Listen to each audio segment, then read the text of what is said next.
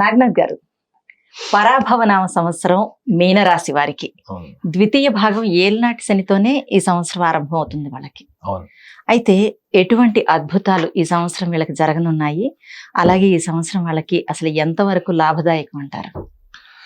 ఖచ్చితంగా. ముందుగా hit TV ప్రేక్షకులందరికీ కూడా పరాభవనామ సంవత్సర శుభాకాంక్షలు. మాధవి గారు, వీళ్ళకి కరెక్ట్ ద్వితీయ భాగంలోనే వీళ్ళకి ఏలినాటి శని స్టార్ట్ అయింది. అయితే పాపం వీళ్ళు ఏలినాటి శని దెబ్బలకు తగిలి తగిలి తగిలి last 2.5 years, more than 2.5 years వాళ్ళకి. అయితే మీనరాశి వాళ్ళకి ఈ సంవత్సరం ఏంటి అంటే చాలా ఇంపార్టెంట్ ఆస్పెక్ట్స్ లో వీళ్ళకి ఎటువంటి రిజల్ట్స్ ఉంటాయి, పాజిటివ్ రిజల్ట్స్ అంటే మాత్రం వీళ్ళకి 2 phases ఆఫ్ రిజల్ట్స్ ఉంటాయి. ఎట్లా అంటే మెటీరియలిస్టిక్ లైఫ్ లో ఈక్వల్లీ సక్సెస్ఫుల్ ఉంటారు, at the same time spiritual జర్నీలో కూడా వీళ్ళు సక్సెస్ఫుల్ ఉంటారు. అంటే ఈ సంవత్సరం పరాభవనామ సంవత్సరం వీళ్ళకి 2 ముఖాలుగా ఉంటుంది. ఒకటి ధార్మిక పరమైంది, రెండోది వ్యవహారిక పరమైంది. So both spiritual and materialistic life. So ముఖ్యంగా ఈ రాశి నుంచి చంద్రలగ్నతో కూడా రాశి చూసుకుంటే వీళ్ళకి రాశిలోనే మీన రాశిలోనే వీళ్ళకి శని, వీళ్ళకి చతుర్థ భావం, రాశి నుంచి చతుర్థ భావం అన్నట్టు మిథునంలో గురువు, షష్ఠమంలో కేతువు, మళ్ళీ అడుదిప్పి ఇటుదిప్పి వచ్చేసి వీళ్ళకి వ్యయ భావంలో రాహు. సో ఈ గ్రహాలు ముఖ్యంగా దీర్ఘకాలంగా ఒక రాశిలో ఉండేవి ఈ 4 గ్రహాలు. కాకపోతే June 2, 2026 కి మిథునం నుంచి కర్కాటకంలోకి గురువు ప్రవేశిస్తాడు. మళ్ళీ October 30 తర్వాత అదే గురువు కర్కాటకం నుంచి సింహంలో ప్రవేశిస్తాడు. December 7, 8 నుంచి రాహువు కుంభం నుంచి మకరంలోకి ప్రవేశిస్తే కేతువు సింహంలో నుంచి కర్కాటకంలోకి ప్రవేశిస్తాడు. శని మాత్రం మీనరాశి వాళ్ళకి ఏ కదలిక లేకుండా అదే రాశిలో ఉంటాడు. ఇది మేజర్ అంటే దీర్ఘకాలికంగా ఉండేటువంటి ప్లానటరీ పొజిషన్ నుంచి చేంజెస్ ముఖ్యంగా. ఎందుకంటే ఈ దీర్ఘకాలికంగా ఉండే గ్రహాలను బట్టే ఎక్కువగా మేజర్ అనాలిసిస్ గోచార ఫలంలో చేస్తారు. సో మీనరాశి వాళ్ళకి పరాభవనామ సంవత్సరం యొక్క ఆది ఏంటి అంటే ఉగాది నుంచి వాళ్ళకి ఏముంది అసలు వాళ్ళకి. సో ఉగాది నుంచి వాళ్ళకు ఉన్నటువంటిది ఏంటంటే ముఖ్యంగా ట్రావెలింగ్ చేసేటువంటి ఏ ప్రొఫెషన్ అయినా కావచ్చు, any profession, from where one place to another place you travel.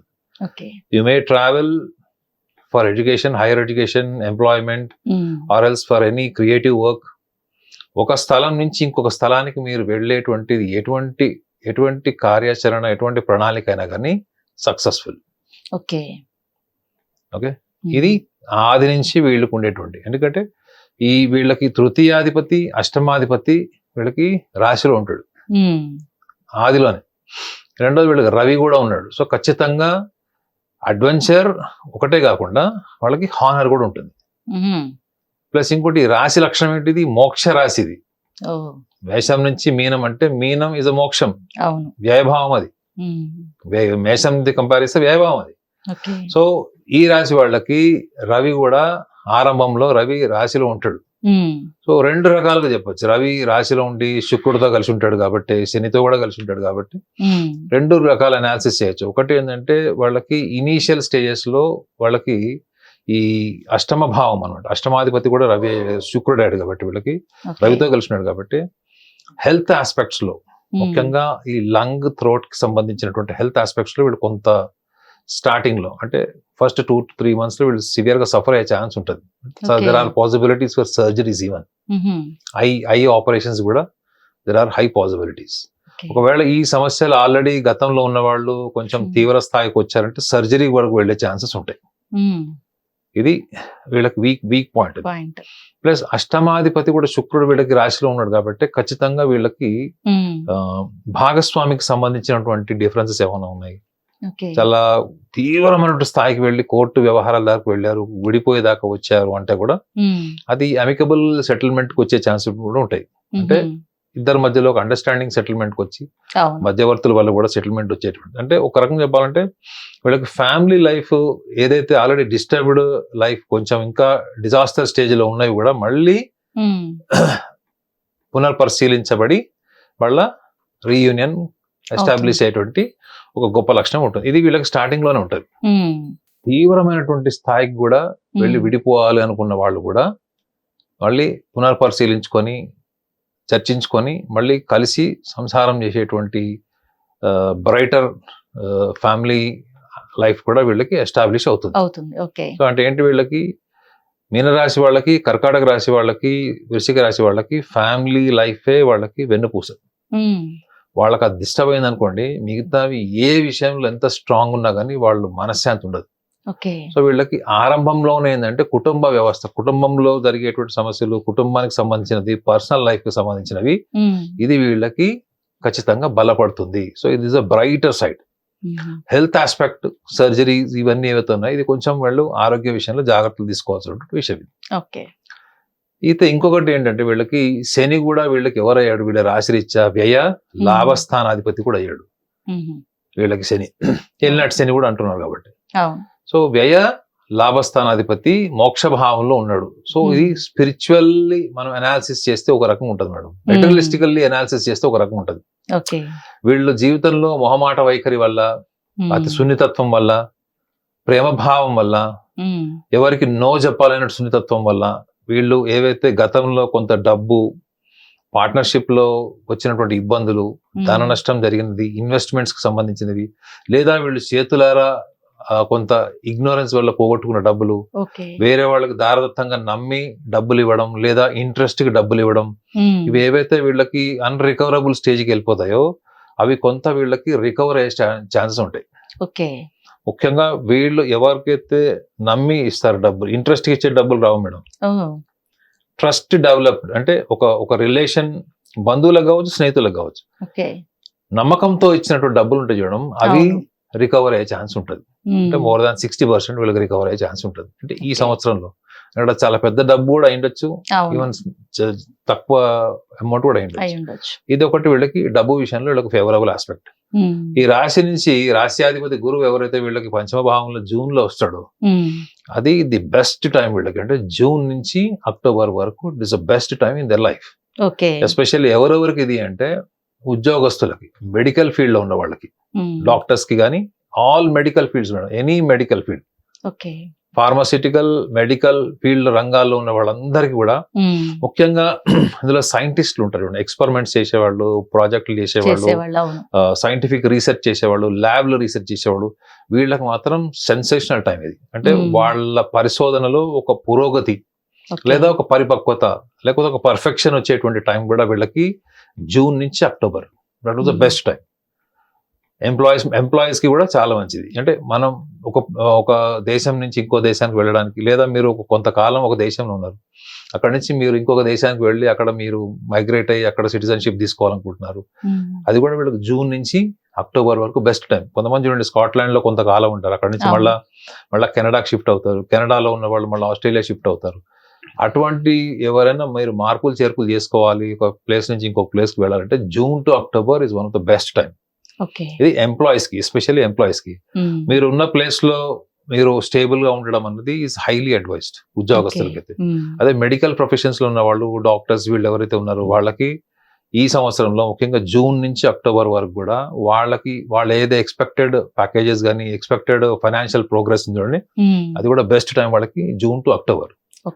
ఇవన్నీ పక్కన పెడితే వీళ్ళకి డిసెంబర్ మాసంలో 7వ తారీఖు 8వ తారీఖు నుంచి రాహు సంచారం జరుగుతుంది. రాహు సంచారం ఎక్కడికి జరుగుతుంది? కుంభం నుంచి మకరంలోకి వస్తే వీళ్ళకి అది లాభస్థానం అవుతుంది. సో లాభస్థానం అవుతుంది, ప్లస్ వీళ్ళకి పంచమ భావం అనేటువంటి కర్కాటక రాశిలోకి వస్తాడు. సో ఆడవాళ్ళు అయితే ఎప్పటి వరకు దీర్ఘకాలంగా గర్భిణీ సమస్యలు, అంటే ఫర్టిలిటీ సంబంధించిన సమస్యలతో ఎదుర్కొంటున్నారు, ఇంకా పిల్లలు పుట్టారనో, ఇంకా 10 సంవత్సరాలు అయిపోయింది, సో వాళ్ళందరికీ బెస్ట్ టైం అది.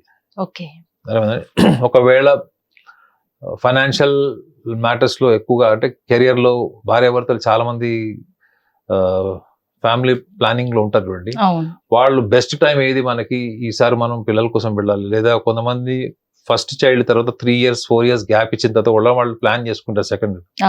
సో ఈవెన్ వాళ్ళకు కూడా సెప్టెంబర్ తర్వాత అక్టోబర్ నుంచి ఇస్ ద బెస్ట్ టైం వాళ్ళకి. ఇది వీళ్ళకి హెల్దీ టైం ఇది వీళ్ళకి. ఎందుకంటే when it comes to fertility, children, ఇది పంచమ భావంలోకి, అందులో కర్కాటక రాశి అంటేనే ఉదరం, పొట్ట.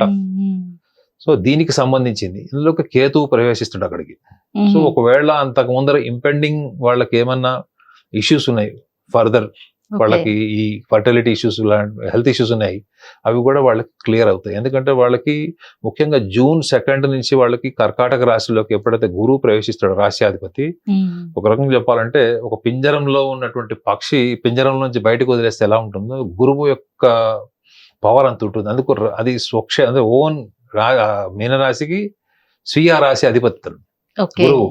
సో కాబట్టి ఖచ్చితంగా వీళ్ళకి అప్పటి వరకు ఉన్నటువంటి unhappiness, dissatisfaction in terms of family development, అంటే చిల్డ్రన్ డెవలప్మెంట్, అంటే ఫర్టిలిటీకి సంబంధించిన ఇవన్నిట్లో వల్ల వీళ్ళకి హైలీ ప్రోగ్రెసివ్ టైం అది ఫర్ ఉమెన్, ఎవరి మీన రాశిలో పుట్టిన వాళ్ళకి.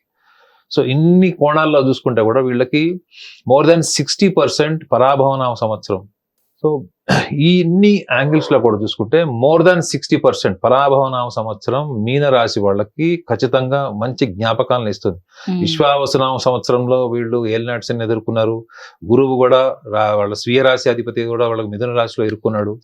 సో డబ్బు ఖర్చు, లిటిగేషన్, మనీ బ్లాక్ అయిపోవడం, ఉద్యోగస్తులు సరిగా ప్రోగ్రెస్ కాలేకపోవడం, మెడికల్ ఫీల్డ్ లో ఉన్న వాళ్ళకు కూడా పెద్ద సాటిస్ఫాక్షన్ లేకపోవడం, వీటన్నిటి నుంచి వీళ్ళు నిర్బంధంలో ఉన్నటువంటి పక్షి ఎప్పుడైతే పంజరం నుంచి బయటకు వస్తే ఎలా ఉంటారో, ఎంత ఎక్స్టసీతో పనిచేస్తారో, ఎంత ఎక్స్టసీ ప్రోగ్రెసివ్గా ఉంటారో, ఆ స్థాయి ప్రోగ్రెస్ వీళ్ళకి ఈ సంవత్సరంలో ఖచ్చితంగా June నుంచి October మాత్రం ఖచ్చితంగా కనపడుతుంది.